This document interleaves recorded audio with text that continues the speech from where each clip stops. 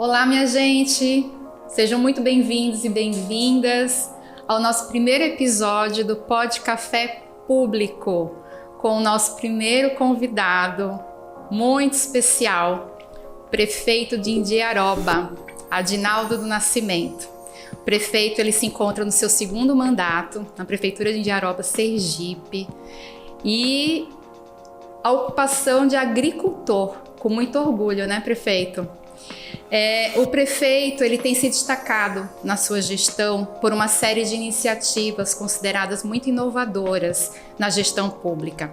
Uma delas, e a gente vai conversar aqui melhor com ele sobre isso, a inclusão do camarão na merenda escolar. Uma medida que visa não apenas diversificar a alimentação das crianças, mas também impulsionar a economia local, fortalecendo o setor pesqueiro da região. E uma outra iniciativa de bastante destaque é o primeiro banco digital sergipano denominado Moeda Aratu. Essa iniciativa tem recebido muitos elogios, tem levado o prefeito aí para eventos nacionais, né, para dividir e compartilhar essa experiência, e que foi inclusive premiada no programa Cidade Empreendedora do Sebrae. Se destacou como case de sucesso. Prefeito, tem muitas outras iniciativas aqui para a gente conversar. Eu queria começar dizendo que eu admiro demais o seu trabalho, admiro demais a sua gestão. Por isso eu fiz muita questão, e me sinto muito honrada do senhor ter aceitado o nosso convite para esse bate-papo. Eu gosto muito de falar de gestão pública, eu sou gestora pública, e eu gosto muito de trazer para público iniciativas, né, mostrando que as pessoas, quando estão na gestão pública e que querem fazer acontecer, querem fazer a diferença, elas conseguem. Não é fácil, mas elas conseguem. E o senhor e a sua gestão são exemplos disso. Seja muito bem-vindo. A alegria é toda nossa, a alegria é minha, a alegria é do povo de Indiaroba.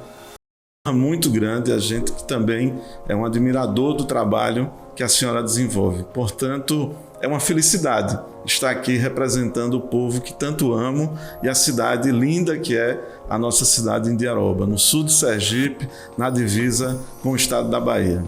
Muito bem, uma cidade linda também, que eu conheço e sou muito apaixonada por suas riquezas naturais, seus atrativos turísticos, e pela sua gente também, né, que a gente teve a oportunidade de conhecer em diversos momentos. Queria que o senhor começasse a falar um pouquinho da sua história, prefeito. O senhor se afirma, agricultor, né? Fala um pouquinho, que história é essa?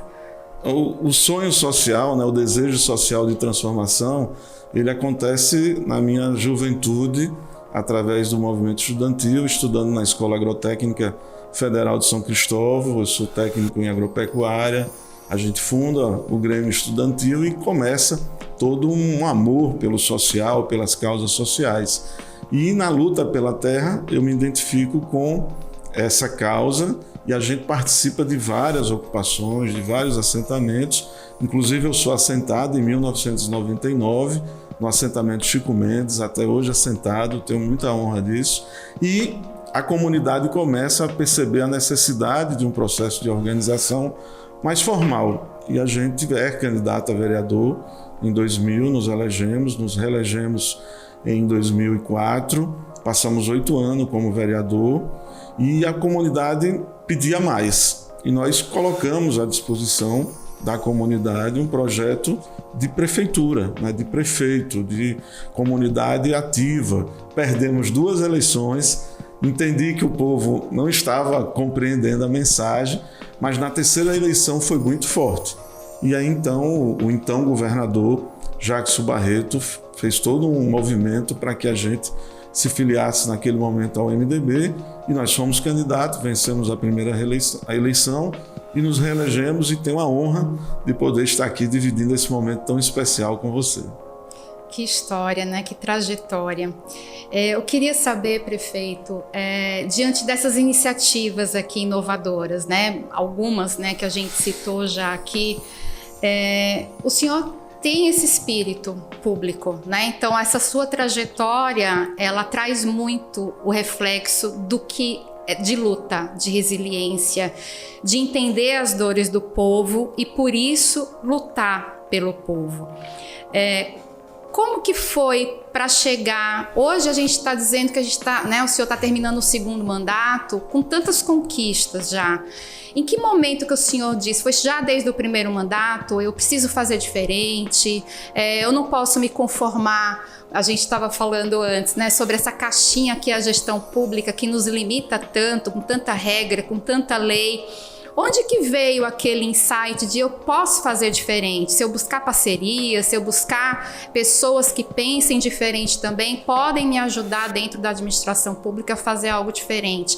Então, como que surgiram, por exemplo, as ideias da moeda, né, do banco digital? Me conta um pouquinho dessa história, como que surgiu isso e como que isso de fato aconteceu. Por mais que você busque se preparar, você busque estudar, você busque estar ouvindo a comunidade de maneira geral, estar atento aos gestos que a comunidade faz, a escuta tem que ser muito forte. É claro que o período da pré-chegada, ela é completamente diferente da chegada. Naturalmente, tem várias questões que a gente só sabe quando de fato está na gestão. Então, isso foi muito desafiador, tem sido desafiador. Então, a gente tem, como todos os municípios de maneira geral no Brasil, a gente tem uma dívida previdenciária muito grande, a gente tem um nível de precatórios muito forte, a gente recebeu um município com menos 30% do salário, da folha salarial em dia.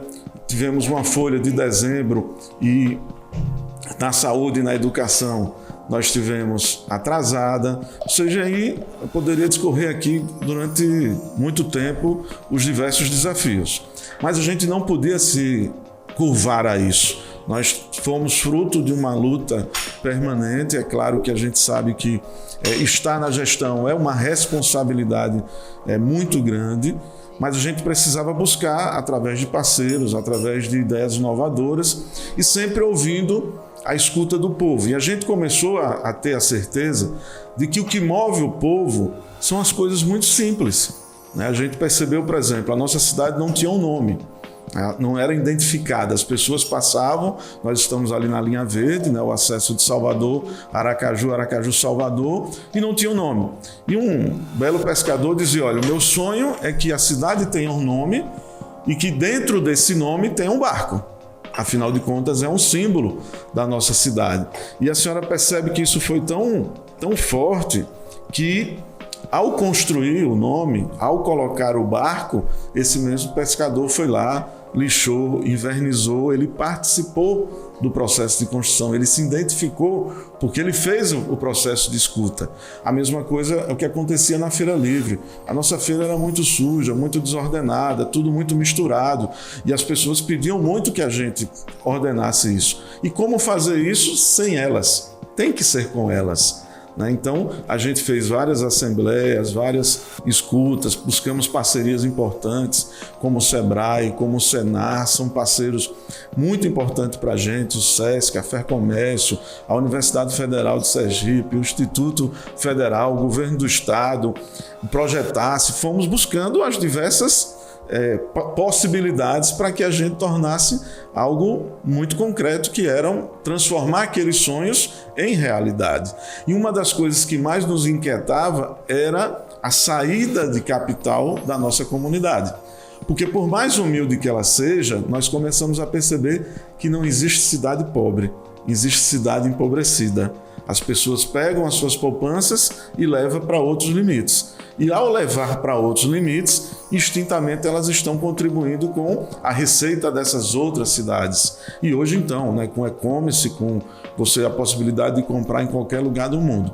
Então a tecnologia que hoje possibilita você comprar em qualquer lugar do mundo é a mesma tecnologia que pode travar e você só comprar no seu território.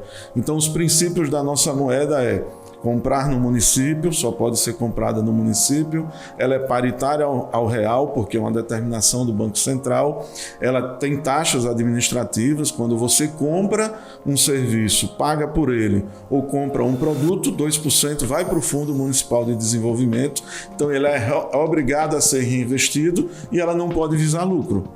Então, a gente percebeu que a tecnologia podia ser nosso aliado. Ah, mas a comunidade não tem acesso à tecnologia. Ela tem acesso à tecnologia. Enquanto mais números você colocar, mais ela tem facilidade de acessar isso. Hoje nós somos 2.400 contas, já ultrapassamos os 4 milhões de Aratu movimentado em aproximadamente 18 meses. E também um ambiente político, né, doutora? A senhora sabe que a Câmara de Vereadores ela precisa estar sintonizada com esse ambiente. E a nossa Câmara tem sido muito eficiente, nos propondo mudanças importantes. Também são pessoas oriundas das camadas populares, são filhos do povo, e isso facilita a gente implementar essas inovações. E o Banco Popular de Indiaroba, a moeda social Aratu, hoje é uma realidade importante, tem nos ajudado, inclusive, a gerar receita para o município e, consequentemente, gerar novos projetos empreendedores com parceiros importantes e gerando desenvolvimento, que é o mais desafiador e o mais saboroso. Saboroso. A moeda Aratu, né, além de tudo, é saborosa. Tem o projeto Aratu no prato e no bolso, né, que o senhor falou que está aí recebendo prêmio também, o projeto. E o que me chama a atenção nessa sua fala, prefeito, é que a gente, quando estuda gestão pública, oficialmente, né, academicamente falando, a gente sempre aprende que numa gestão pública a gente tem problemas técnicos que precisam ser resolvidos, que tem soluções técnicas que vão ser voltadas para aqueles problemas públicos.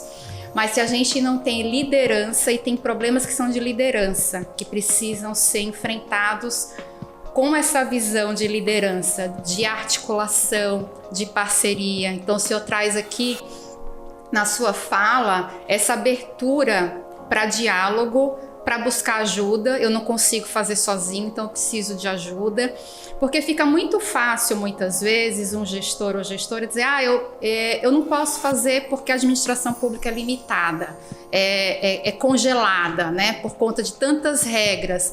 Mas na hora que você busca parcerias, essas parcerias têm uma liberdade de ação que podem fazer lá fora, mas trazer ajuda para dentro. Então essa visão estratégica, ela é fundamental, é a visão de um líder, né? A visão de que encontra os problemas que precisam ser resolvidos da população, mas espera aí, eu vou buscar articulação, eu vou criar um ambiente político que me permita também agir, porque se eu não tenho esse ambiente político bem trabalhado internamente, trava tudo, porque a gente sabe, especialmente numa prefeitura pequena, num município pequeno, quando você não tem essa sintonia, tudo traz, você pode ter a melhor boa vontade do mundo, o melhor projeto do mundo, se não souber conversar, se não souber fazer a boa política, né? A política sem o preconceito da palavra política, né? Porque muitas vezes a política ela é colocada como algo que é negativo, mas quando a política é feita de uma forma positiva, é ela que tem que ser buscada, né? E o senhor nessa fala traz tudo isso como elementos fundamentais para uma gestão pública inovadora e transformadora. E eu gosto muito de falar nessa questão da inovação, né, como a gente estava conversando também, inovação não é só tecnologia, não é software, não é modernização cara. Inovação é você pensar de uma forma diferente e buscar caminhos diferentes para resolver o mesmo problema. Então, se eu falo aí da questão do empobrecimento da população, e como é que eu resolvo isso? Não tem o que fazer. O senhor viu que tinha como fazer e buscou esse caminho, né? Então, essa iniciativa, para quem não conhece, da Moeda Aratu, que puder buscar mais informação, que puder trazer, né, seus questionamentos, suas dúvidas, né, em relação a esse projeto, o prefeito está aberto, né, prefeito, para outras prefeituras que não conhecem essa iniciativa, entender como é que foi isso, né? Existiu aí uma entrave momentânea com o Banco Central, né, se o Banco Central ia aceitar ou não isso é inconstitucional, a gente chegou a ouvir, falar na época, e tá tudo resolvido, né? Tá tudo andando e tá tudo já trazendo benefícios que o senhor sonhou lá atrás, né, para a população. Isso é muito bacana. E uma curiosidade também para quem inclusive não é de Sergipe, né, e a turma que não é de Sergipe também e que ama camarão, fica sabendo que tem camarão na merenda escolar. Todo mundo acha, mas camarão é caro. Camarão, como assim camarão na merenda escolar? Mas tem camarão na merenda escolar de Indiaroba, né, prefeito? Por que tem camarão na merenda escolar de Indiaroba? Nós somos o quarto maior produtor do estado de Sergipe de camarão. Parte desse camarão, a maior parte dele, é produzida pela agricultura familiar.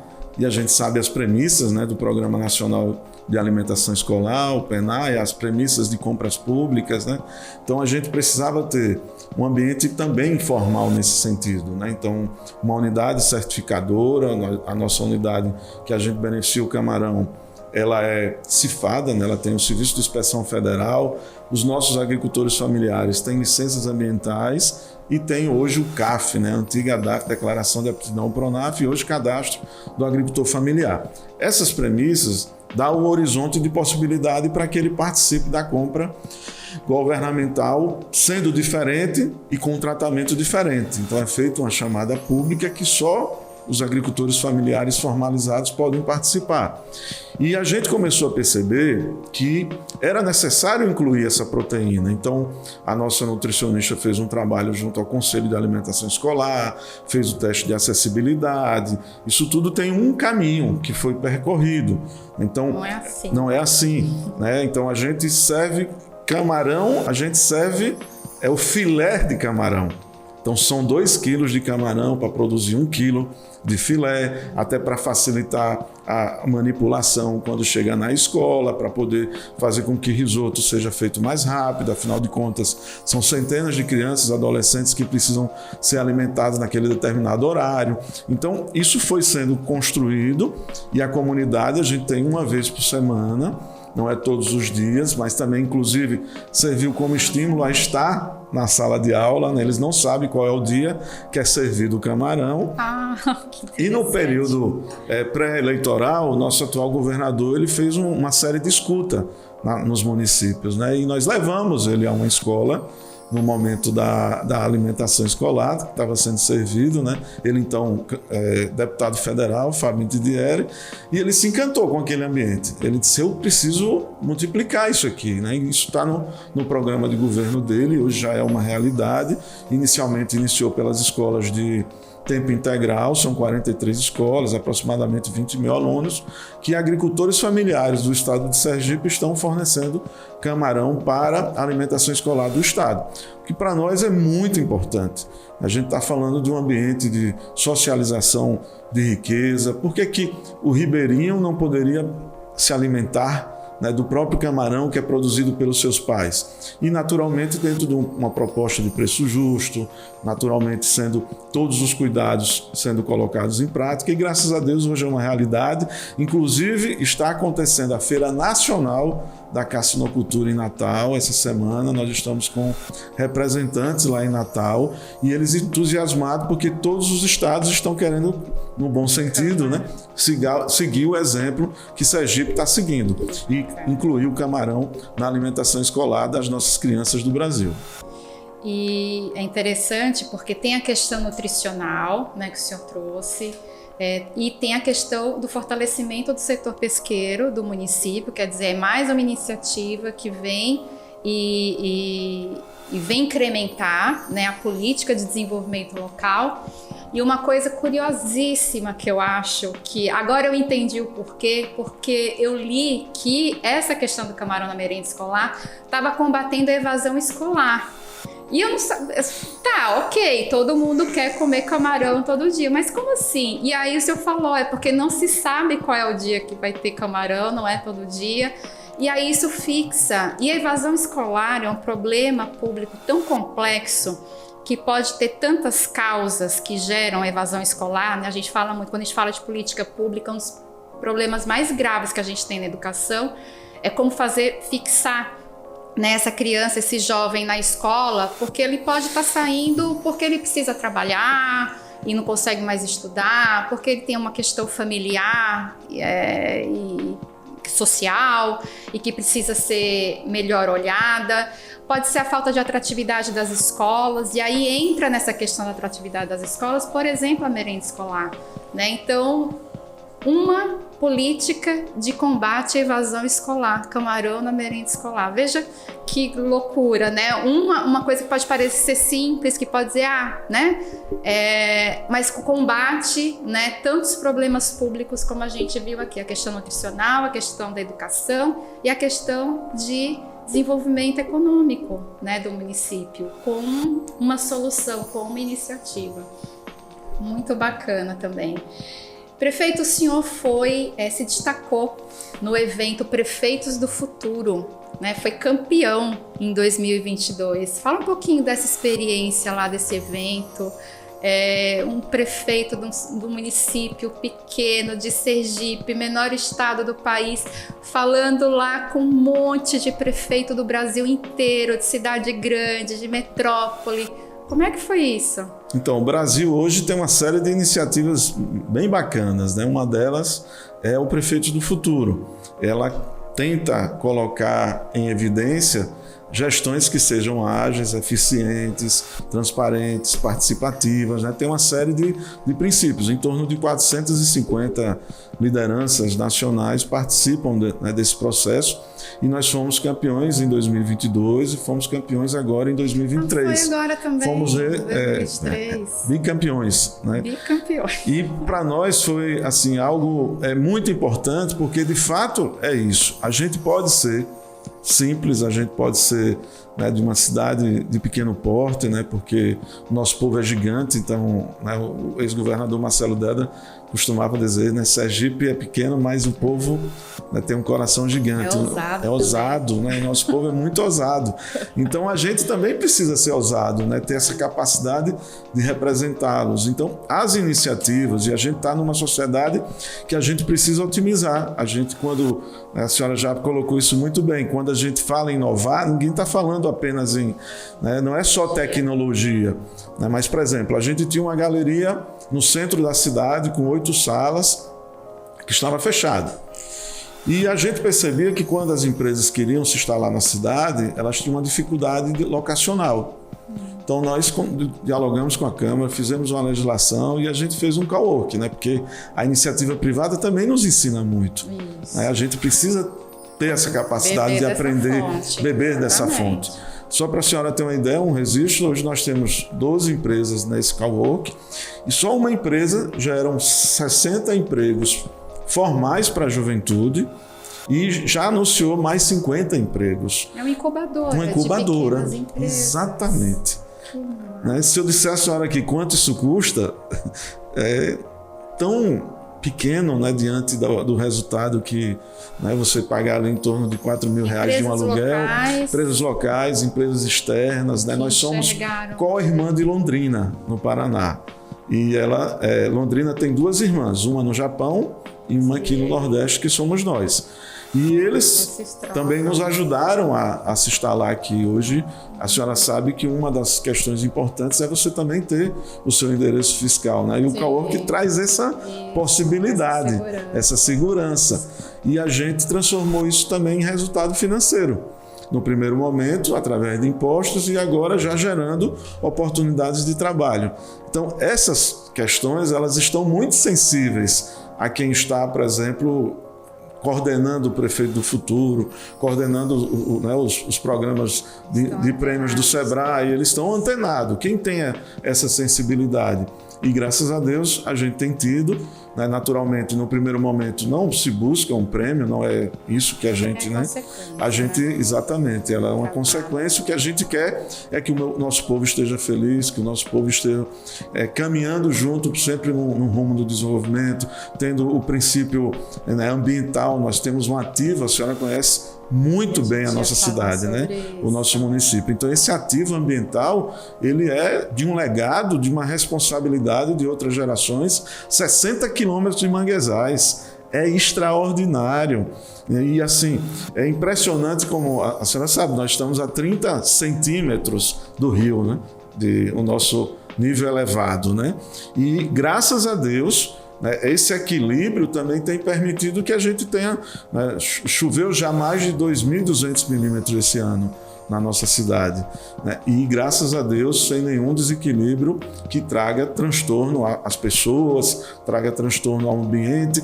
Então isso foi os nossos pescadores, as nossas comunidades, os nossos quilombolas que cuidaram disso. Então a nossa responsabilidade de cuidar disso é muito grande, trazendo qualidade de vida, a internet tem que estar presente, o abastecimento de água. Quando a gente assumiu, eram 20 comunidades sem abastecimento de água, né? As relações, encurtar distâncias, né? Eu sempre ouvi, olha, a gente tem que ligar tal comunidade a tal comunidade. Passava a eleição, não ligavam essas comunidades.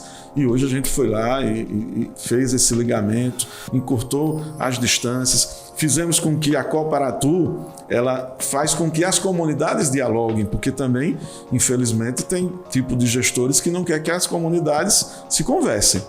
Né? E aí, por exemplo, a nossa campanha, ela não teve... Se fortalecem, né? Ela se fortalece. A nossa campanha, ela não tem comício. As pessoas não suportam isso. Veja o que a senhora fez aqui. Um podcast é muito diferente daquela formalidade de uma entrevista, etc. As nossas comunidades, elas chamam de pisadinha. Então você vai para a comunidade e aí você vai ver que na outra comunidade também o abastecimento de água não está legal, que não está pavimentada, que a praça não está arborizada, e assim sucessivamente. Na hora que eles se conversam, ele acha que só a comunidade dele era esquecida, né? A minha comunidade é esquecida, ninguém olha para a minha comunidade. Quando você vê que naquele universo as outras comunidades também eram esquecidas, você começa a dialogar. E a Coparatu, ela vem para fazer esse selamento. São 28 times, esse ano agora 24 times participando.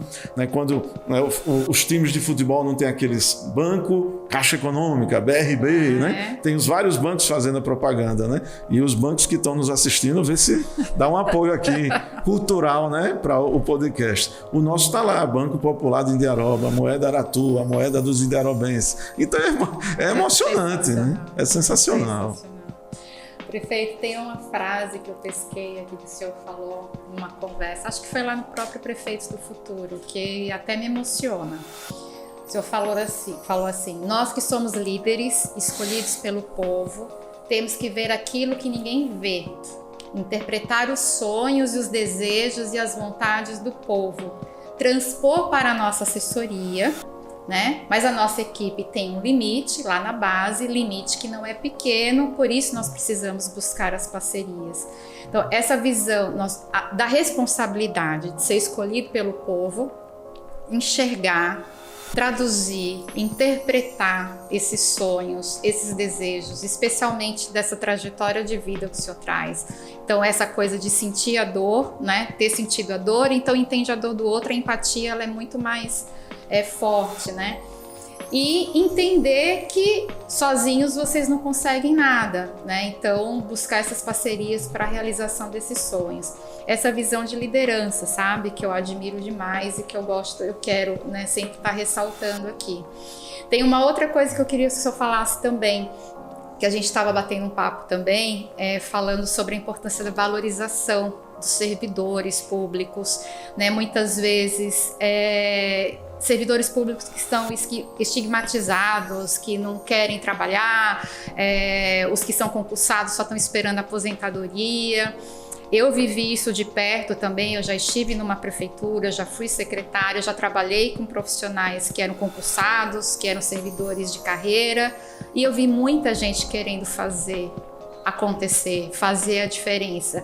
Eu entendi que só era valorizar e dar espaço para esse servidor, para ele se sentir acolhido, vestir a camisa da gestão e fazer junto a coisa acontecer. E aí vocês lá têm um projeto Saúde com a Gente, que foi uma parceria com a Universidade Federal do Rio Grande do Sul, com o Ministério da Saúde, Conselho Nacional de Secretarias Municipais de Saúde, onde vocês desenvolveram uma capacitação e valorização dos agentes comunitários da saúde. E eu vi algumas fotos dessa formatura e a gente vê no rosto, no sorriso desses profissionais o quanto eles estavam se sentindo valorizados. E eu tenho certeza absoluta que todos esses profissionais agora capacitados, formados e valorizados dessa forma vão dar o seu melhor, né, no trabalho pela saúde do município. que foi esse projeto aqui? Como que ele aconteceu? Essa parceria, foi buscar lá no Rio Grande do Sul. O senhor vai em todo lugar, né? Todo canto que tem parceria, agora você vai com a atrás. internet, então, né, doutora? A gente vai mesmo, né? Então, foi uma virada de chave, né? Até agradecer pela sensibilidade que a senhora teve de pesquisar e perceber o semblante daquelas pessoas. Eles organizaram a formatura, eles se articularam para que eles cotizassem aquela formatura, ou seja, um empoderamento muito grande. E os nossos servidores, a senhora sabe, no passado, o concurso não necessariamente exigia que fosse técnico em agente comunitário de saúde, né? Então eles fizeram o concurso, nós temos nesse ambiente concursados, temos nesse ambiente também contratados, mas agora eles são técnicos comunitários de saúde, né? Formados pela Universidade Federal lá do Rio Grande do Sul, numa parceria com o Ministério da Saúde, a primeira turma, né? Eles estudaram um ano. Então eles estavam com muita vontade de fazer a formatura e no bom sentido, eles exigiram a nossa presença até para compartilhar aquele momento de muita alegria. Então são essas questões. E hoje com as tecnologias EAD, né? Então a gente não precisa, você pode ter um grande especialista lhe dando uma aula. Sim, e você nos melhores, né? Então veja como isso democratizou. É claro que precisa de um processo de motivação, então nós temos o 14º, eles recebem proporcional à produtividade, eles recebem um adicional, o governo federal faz esse repasse e a gente faz o diálogo com eles, né? O cumprimento da meta. Para quem fez a formação, recebeu esses benefícios. Eles receberam também esses benefícios e no dia a dia do trabalho deles, ao momento que eles vão cumprindo as metas, né? A senhora imagine a geração mais habituada à tecnologia, muito legal o tablet, né? Mas você imagine aqui, né, os primeiros que foram concursados, eles também se envolverem, estarem dentro desse ambiente, né, tecnológico, né? Então é um desafio também para ele, né, para a pessoa como ser humano, né? Então há toda uma estratégia para que a gente possa fazer essa valorização do servidor, o encontro do ponto de vista, né? O agente comunitário de saúde, ele é a base de tudo, né? Então ele faz todas as interfaces com o programa da saúde da família. Então se ele está motivado, ele consegue também, inclusive, desencadear uma motivação para toda a equipe. E cumprir meta, e contribuir na organização social da comunidade, né? Então ele consegue perceber quando há uma possibilidade de violência contra a mulher, de abuso contra a criança. Eles são os olhos, né?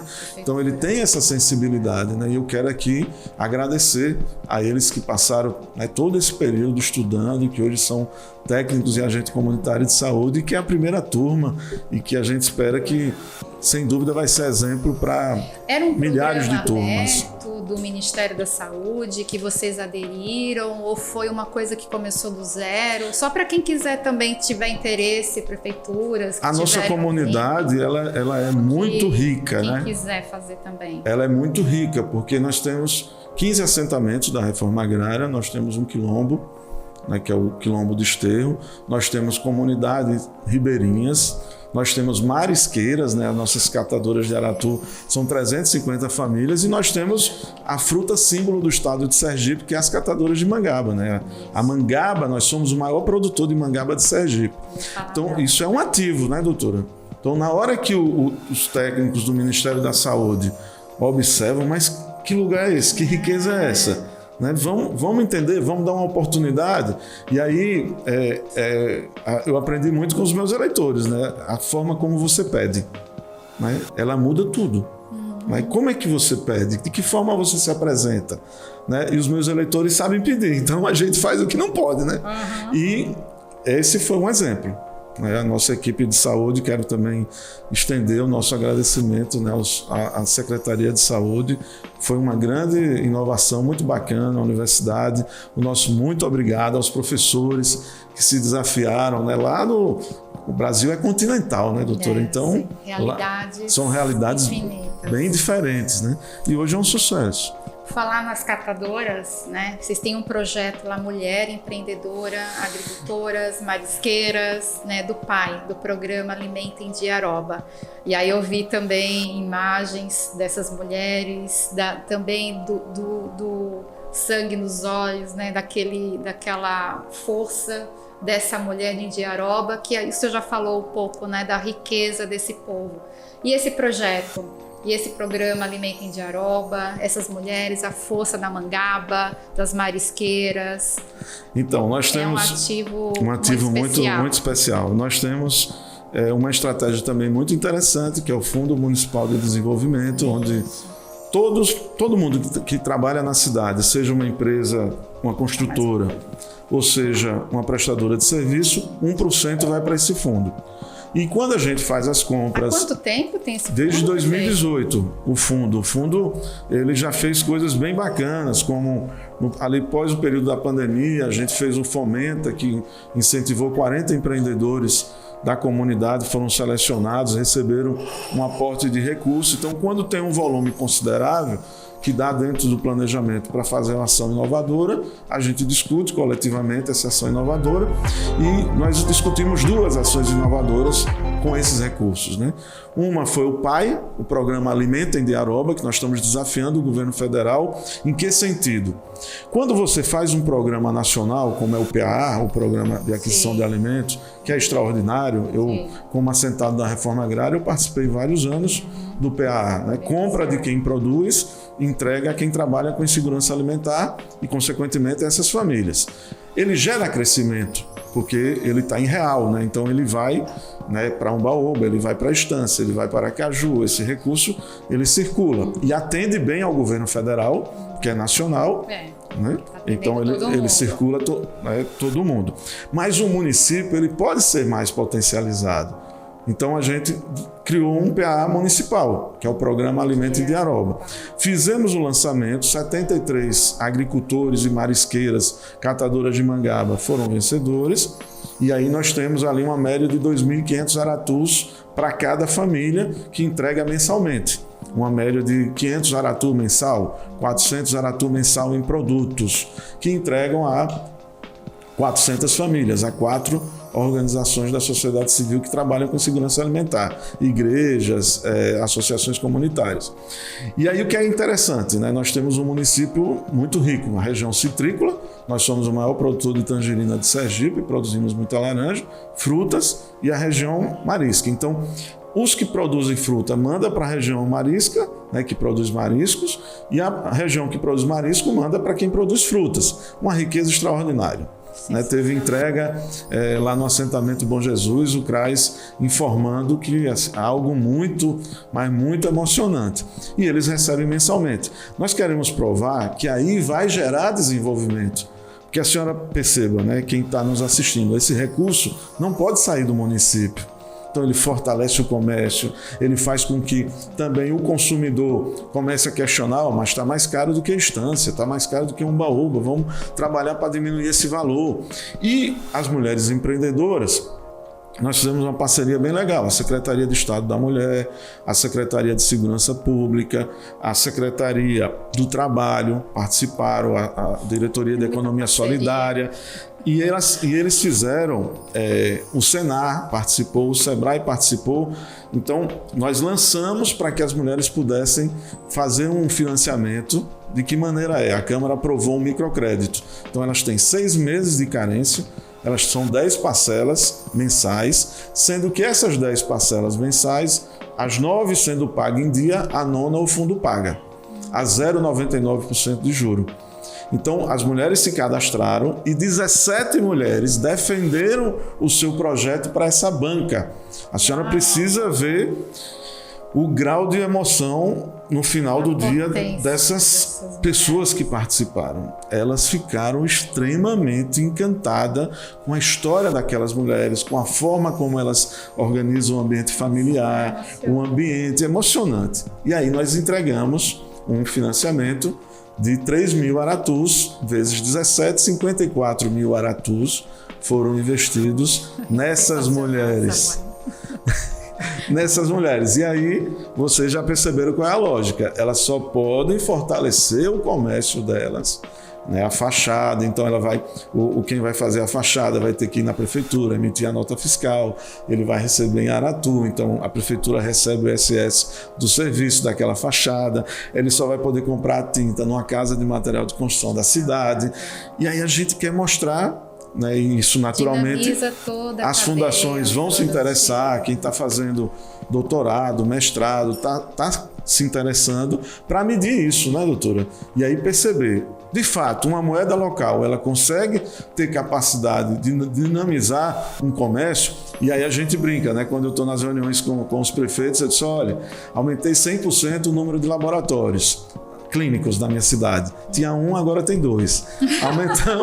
Aumentamos 200% o número de supermercados. Tinha 2, agora tem 4. Aumentamos 300% o número de óticas. Não tinha nenhum, agora tem 3.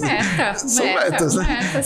E assim sucessivamente, cumpridas. E aí, resultado, essa geração de riqueza efetivamente gera desenvolvimento, porque o dinheiro ele tenta sair, doutor, e ele não consegue, né? Então, quanto mais voltas ele dá, já são mais de 15 mil movimentações, mais riqueza ele gera. Que sensacional. E é isso que a gente estava falando no início, né? Não são ações isoladas, é uma coisa que vai puxando a outra, né? Então, tem o Banco Digital, tem o Fundo de Desenvolvimento Municipal, aí tem o projeto próprio de alimentação, aí tem o das mulheres, aí tem o camarão na escola, tá tudo interligado. É uma grande política de desenvolvimento socioeconômico do município, né? Macro, com essa visão macro, né? Então não são políticas isoladas que muitas vezes, muitas prefeituras, muitas gestões, elas fazem uma coisinha aqui, outra ali, daqui a pouco aquilo ali morre, porque não se sustenta, porque não tem essa rede, né? Não tem esse compromisso também de mostrar serviço para as parcerias, né? Olha, você fez parceria comigo, então eu vou mostrar que eu fiz jus, né, a essa parceria e vou mostrar que isso vai ter resultado. Então, qual que é o grande objetivo de uma gestão pública, né? Quando você está na iniciativa privada, é trazer lucro. Quando você está na gestão pública, é trazer resultados e impacto para a população. Quando isso acontece, missão cumprida, né? Meta cumprida, né? Planejamento cumprido, resultado garantido. E deve ser muito reconfortante, né, para o gestor que conduziu isso, que não foi sozinho, você tem equipe, né, você tem colaboradores. Muito provavelmente você fez as pessoas que estão com você na prefeitura hoje acreditarem no projeto, né, entenderem, né, a essência de tudo isso e todo mundo acabou vestindo a camisa. Eu queria, assim, como mensagem,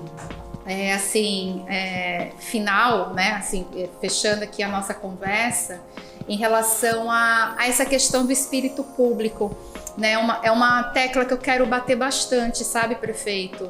Essa coisa que muitas vezes eu vou em alguns lugares e aí eu digo que eu já fui servidora pública, que eu já fui secretária de planejamento, que eu gostaria muito de ter, dentro do meu propósito de vida, ainda despertar esse servir das pessoas que estão dentro de prefeituras, que estão dentro do estado.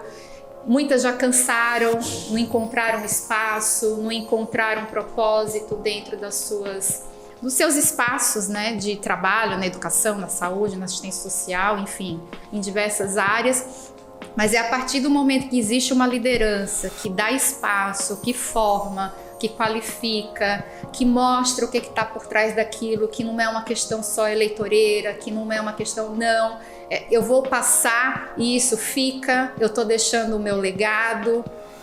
Isso é que faz sentido, né, acontecer na gestão pública. Então, eu gostaria muito de inspirar as pessoas, sabe? Quem está fora, quem está dentro. E para quem está fora, que passe a acreditar no setor público, sabe? Porque muitas vezes eu estou em alguns lugares e falo, servidor público, imagina, não quer se capacitar, não quer fazer além do que é obrigação.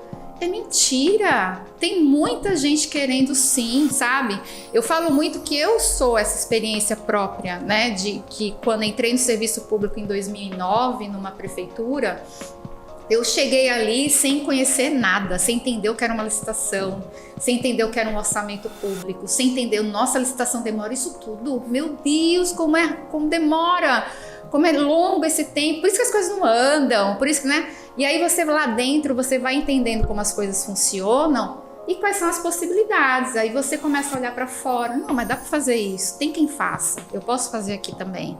Não, vamos. E aí você vai despertando aquilo ali, você vai plantando sementinhas que daqui a pouco começam a dar frutos e as pessoas que estão na sua volta dizem, nossa, bacana, eu também quero fazer parte disso. Eu acho que é isso que acontece. Você vai contaminando positivamente, né? E trazendo uma energia nova. Quantas pessoas não estavam na prefeitura de Indiaroba cansadas, esperando chegar o dia de se aposentar, doentes, muitas vezes, né? Problema de saúde mental, né? As pessoas com atestado, porque estão cansadas, estão em ambientes tóxicos. E quando a coisa vira, quando vem uma gestão que quer fazer de fato a diferença na vida das pessoas, aquilo se transforma, o ambiente se transforma e as pessoas dizem, eu quero participar desse negócio. Não é assim que acontece? Verdade, a senhora descrevendo e eu viajando aqui, né? Nós estamos, já são 7 anos praticamente, né, de mandato.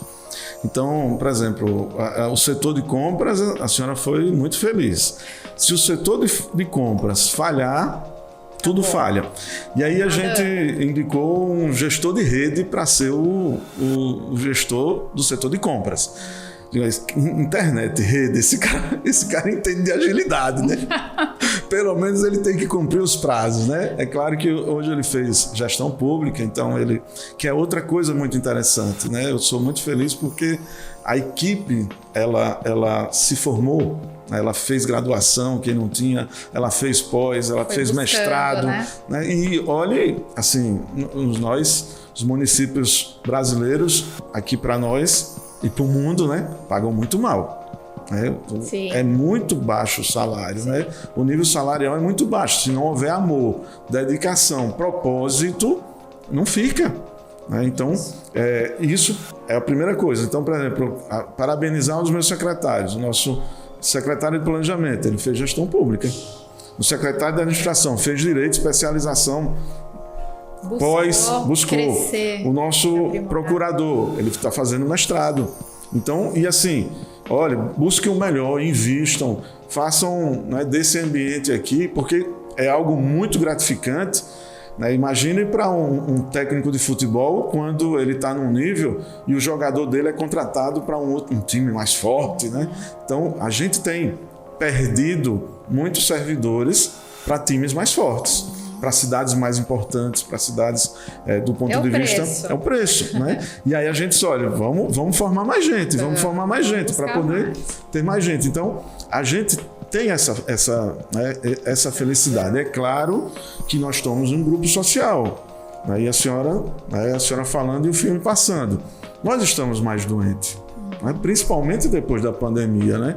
E aonde é que nós estamos mais doentes? Aonde é mais sensível.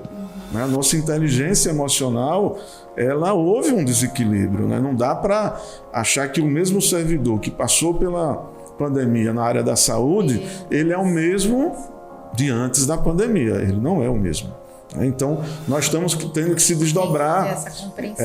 Aí, por exemplo, o judiciário me chama, prefeito, tem que contratar psiquiatra, tem que contratar psicólogo, não pode, precisa...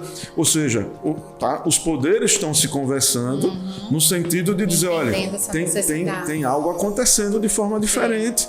E aí a gente vai para os fóruns nacionais e também faz o debate. Hoje nós temos psiquiatra, nós temos psicólogo, mas nunca é suficiente para atender. O número, por exemplo, de crianças especiais, quando eu assumi a prefeitura, eram 38 crianças especiais nas escolas. Hoje nós temos 207, com relatório.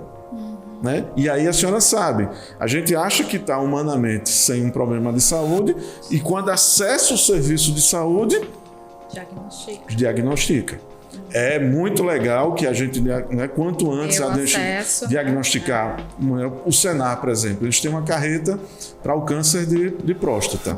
Né? Eu tinha 13, um dia antes do Senar levar a carreta. No dia superior à ida da carreta, eu passei a ter 36.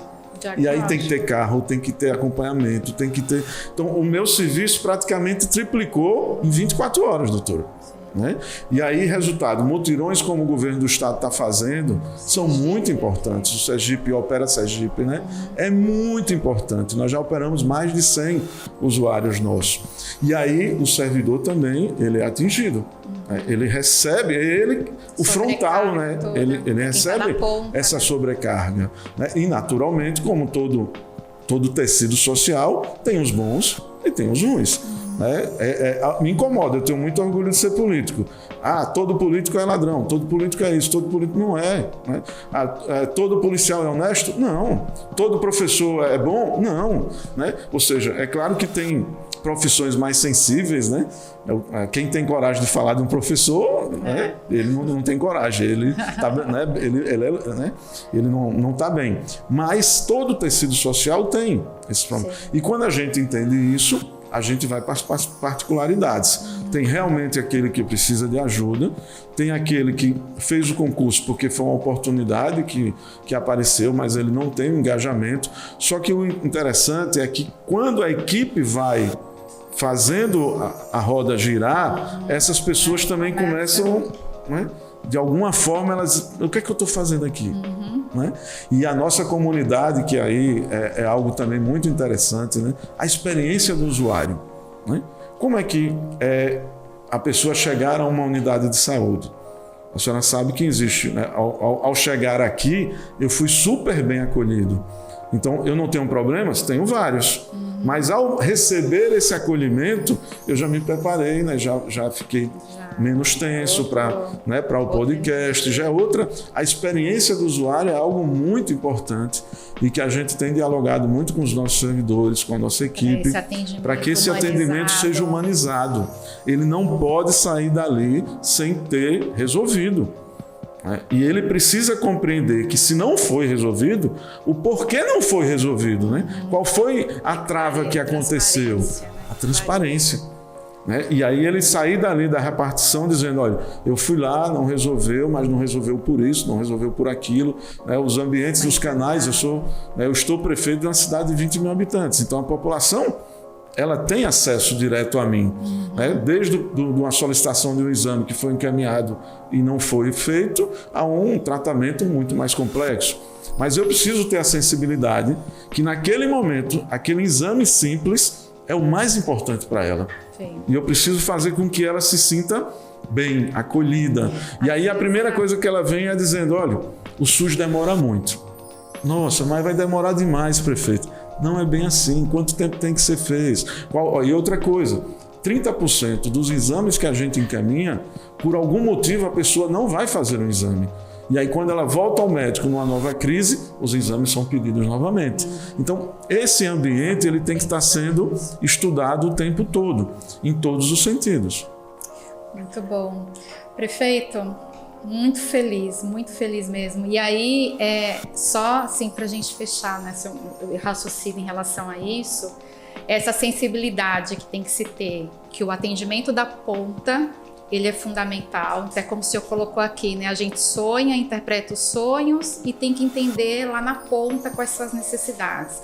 E o cuidado com quem cuida, né? O cuidado com o servidor que está de frente ali todo dia recebendo reclamação, demanda, né, as dores da população, especialmente na assistência social, por exemplo, né, que aqui está lidando com as vulnerabilidades mais graves muitas vezes, inclusive da fome, né, que é o máximo, né, que a gente pode dizer assim, em termos de dignidade humana, né, que a nossa população ainda sofre, né, mas sendo combatida. Então, muito importante essa sensibilidade com essa nova realidade pós-pandemia, né, e a importância do que o senhor trouxe em relação à sua equipe, né, que eles estão se capacitando e a importância de você entender que você, enquanto líder, você não precisa saber de tudo, mas você precisa se cercar de pessoas que entendam e fazer essas pessoas se conversarem. Pronto, tá aí a receita e tá aí a fórmula certa para o sucesso. E o senhor conseguiu, né? O senhor tem conseguido aí atingir esse sucesso. Se sucesso é isso, o o senhor tem conseguido alcançar? Uma das coisas que mais são, assim, é muito emocionante para mim. Eu gosto muito de ir nas salas de aula, né? Quando são adolescentes principalmente, porque é sempre essa dúvida, né? O que é que você vai ser quando crescer? O que é que você... E eu pergunto coletivamente, né? O que é que vocês vão ser quando crescerem, né? E vários respondem, eu quero ser prefeito igual você. Ah, que lindo. A criancinha, a menina disse, olha, quando eu crescer eu vou ser prefeita. Ela, inclusive, é embaixadora aqui do Tribunal de Justiça.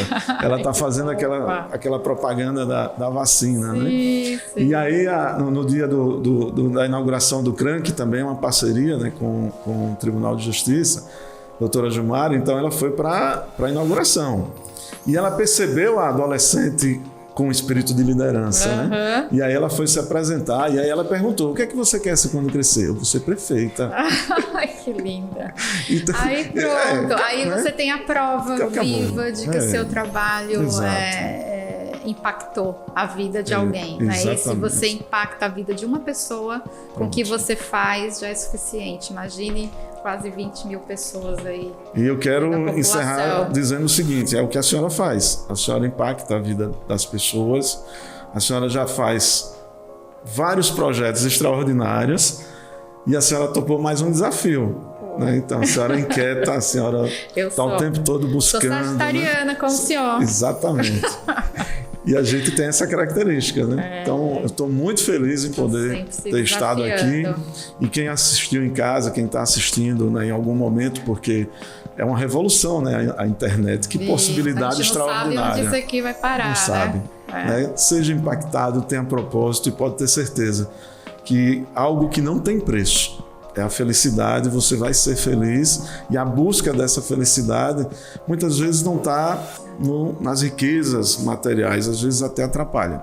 Mas está em ter a capacidade de servir, de ser eficiente, de fazer o que gosta, né? Tente não ouvir quando lhe disserem não, porque você vai ouvir muito mais não do que sim. E para você chegar no sim, você tem que ouvir muitos não antes. Até para valorizar o sim, para poder... E vai que não está certo, né? Os não também eles servem como cuidado, como aprendizado, né? Então, muito obrigado pela senhora ter topado esse desafio, é uma honra muito grande. De Aroba tem uma paixão muito grande pela senhora, a senhora está fazendo um projeto muito lindo lá e estar aqui para mim foi muito honroso. Muito obrigada, prefeito, mais uma vez. Como eu falei no início, eu me sinto muito honrada do senhor ter sido nosso primeiro convidado, o carinho que a gente tem por Indiaroba, por aquelas belezas, por aquele lugar, por aquela energia, por aquele povo. A gente sempre é tão bem acolhido ali naquele lugar e fico muito feliz no nosso bate-papo aqui, dessa nossa conversa. Muito feliz mesmo, muito obrigada. E assim a gente se despede do nosso primeiro episódio, Pod Café Público. Ficamos por aqui. Se você gostou dessa conversa, curta, comente, compartilhe com os amigos. Isso aqui, é inspiração pura para a gestão pública no Brasil. Obrigada.